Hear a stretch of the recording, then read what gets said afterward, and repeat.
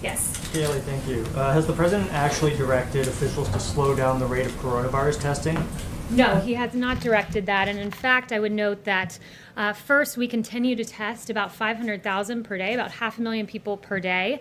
$1.8 billion is invested in NIH to find new testing capabilities. Any suggestion that testing has been curtailed is not rooted in fact. And yeah, I would just note the extraordinary efforts of this administration. More than, at this point, 26.7 million tests, and we should be north of that. When he said Saturday that he told his people to slow it down, what did he mean by that? The president was trying to expose what the media oftentimes does is they ignore the fact that the United States has more cases because we have more testing. We are leading the world in testing, and he was pointing that out, that it's a fact that the media readily ignores. What he's saying that he told his people to slow down testing is not true? It was a comment that he made in jest. It's a comment that he made in passing, specifically with regard to the media coverage and pointing out the fact that the media never acknowledges that we have more cases because when you test more people, you find more cases. Is it appropriate to joke about coronavirus when 120,000 people have died? He was not joking about coronavirus. I just said he was joking about the media and their failure to understand the fact that when you test more, you also find more cases.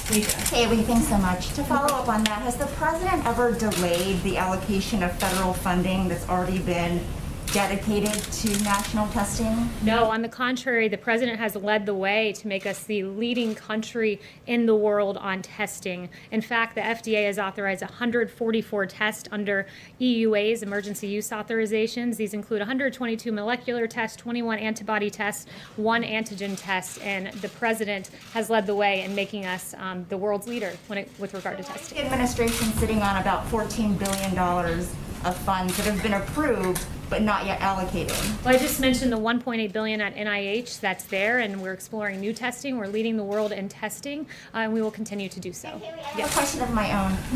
Last July, President Trump declared himself the least racist person there is anywhere in the world. Why does he use racist phrases like the Kung Flu?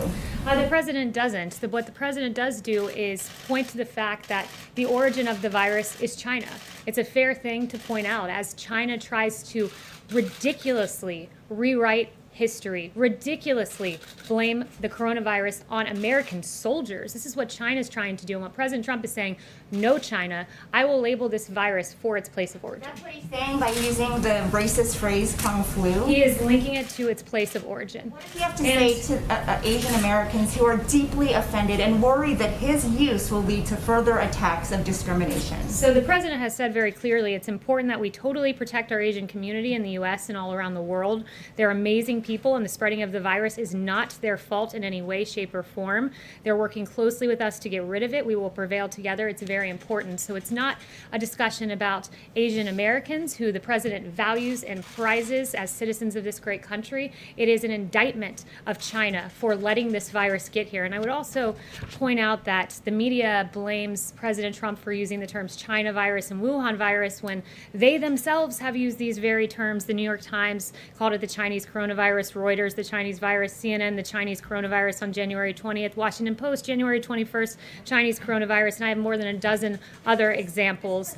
Category, Kaylee. Kung Flu is extremely offensive to many people in the Asian American community. To be clear, are you saying the White House does not believe it is racist? To be clear, I think the media is trying to play games with the terminology of this virus, where the focus should be on the fact that China let this out of their country. The same phrase that the media roundly now condemns has been used by the media. I can go more examples. Wuhan virus, CNN said on January 22nd, and we can go on and on and on. So while the media wants to focus on nomenclature, the president's going to focus on action.